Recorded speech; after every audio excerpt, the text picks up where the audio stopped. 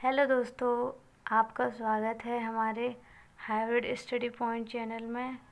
आज का हमारा टॉपिक है वेल्डिंग। तो हम देखेंगे वेल्डिंग क्या होती है और वेल्डिंग के टाइप और एसी और डीसी वेल्डिंग में क्या डिफरेंस है।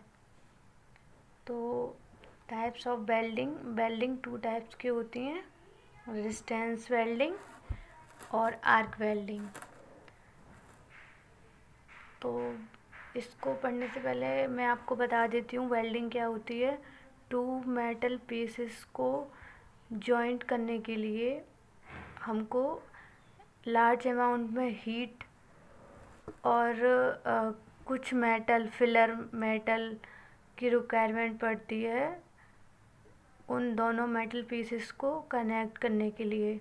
तो उसके लिए हम एक प्रोसेस होता है जिसे वेल्डिंग बोलते हैं। रेजिस्टेंस वेल्डिंग में आती है हमारी spot welding, projection welding, seam welding, butt welding, percussion welding, plastic welding, fork welding. तो रेजिस्टेंस वेल्डिंग में हम प्रेशर यूज करते हैं। रेजिस्टेंस वेल्डिंग को यूज करने के लिए मतलब हमको प्रेशर की ज़रूरत पड़ती है, जो प्रेशर की वैल्यू होती है वो 2.5 से 5.5 किलोग्राम फोर्स पर mm² होती है। और रेजिस्टेंस वेल्डिंग में नॉन फ्यूजन मेटल वेल्डिंग बोलते हैं इसको। इसमें टेम्परेचर जो मेटल यूज करते हैं उस मेटल को में जो मेल्टिंग पॉइंट होता है उसका बहुत कम होता है। मतलब इसमें जो टेम्परेचर की रिक्वायरमेंट होती है बिलो द मेल्टिंग पॉइंट, यानी कोई मटेरियल है उसको हमें करने जोड़ना है। तो उस मेटल का जो मेल्टिंग पॉइंट होगा, मेल्टिंग पॉइंट का मतलब उसका एक लास्ट पॉइंट जिस पर वो मेटल मेल्ट हो जाए यानी पिघल जाए।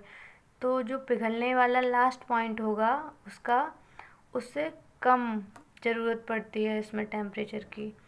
और फिलर नॉट रिक्वायर्ड, यानी कि इसमें ऐसा नहीं है कि अलग से कोई इलेक्ट्रोड की ज़रूरत पड़ती हो मेटल को जॉइंट करने के लिए।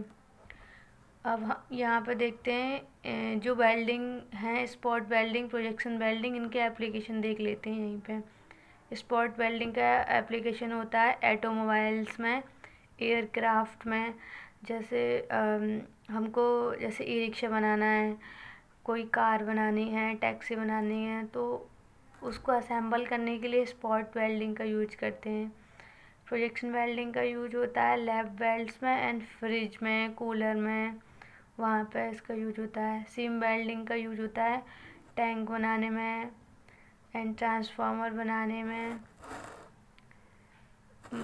मतलब इनके पार्ट्सों को असेंबल करने में इन वेल्डिंग का यूज होता है।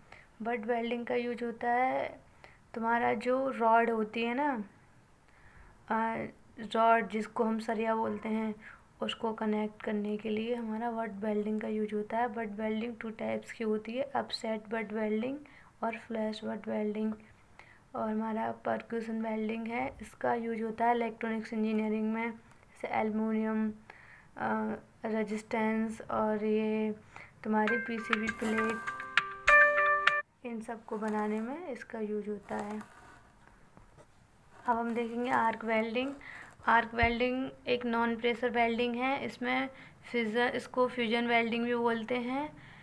इसमें टेम्परेचर की रिक्वायरमेंट जो होती है अबव द मेल्टिंग पॉइंट, यानी कि जो किसी मटेरियल का मेल्टिंग पॉइंट है उससे ज़्यादा उसका टेम्परेचर होना चाहिए।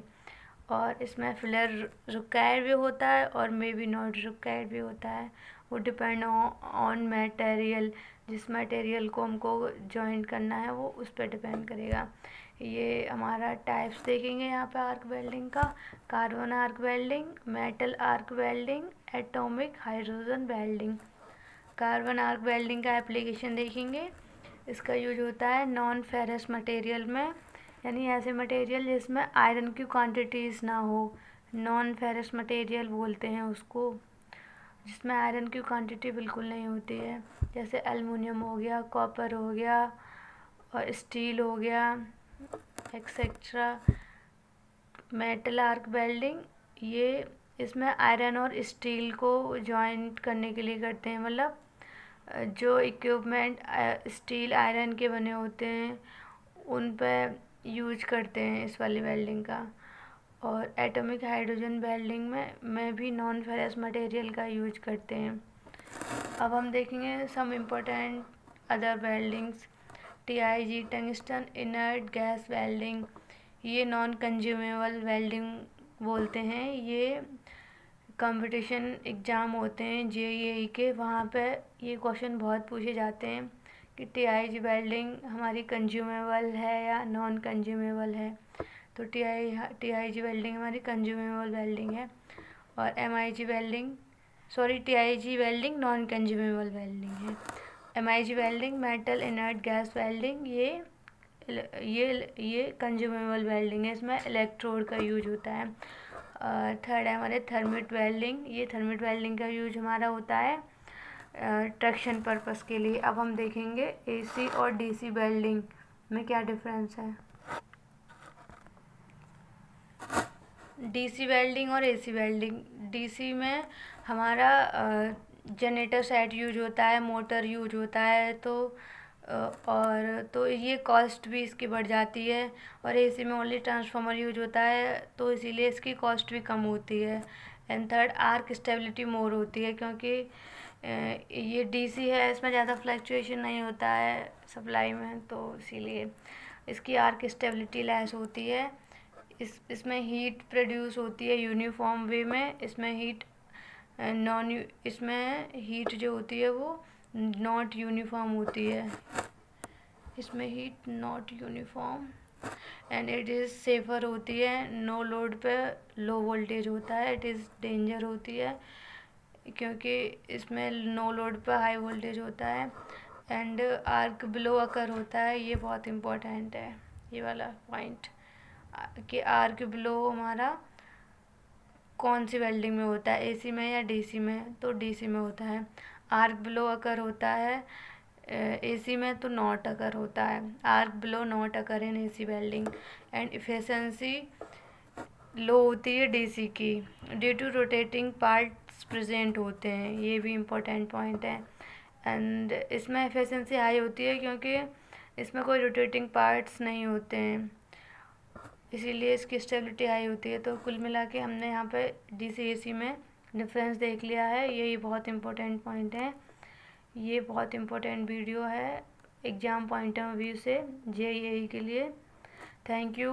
अगर आपको ये इंफॉर्मेशन वेल्डिंग से रिगार्डिंग पसंद आई हो तो वीडियो को लाइक कीजिए, कमेंट कीजिए, शेयर कीजिए। और आपको अगर कोई वेल्डिंग सेपरेटली समझनी हो, जैसे seam welding, spot welding, arc welding, तो आप उसके लिए कमेंट कीजिए और हम आपको उसकी वीडियो प्रोवाइड कराएंगे। Thank you.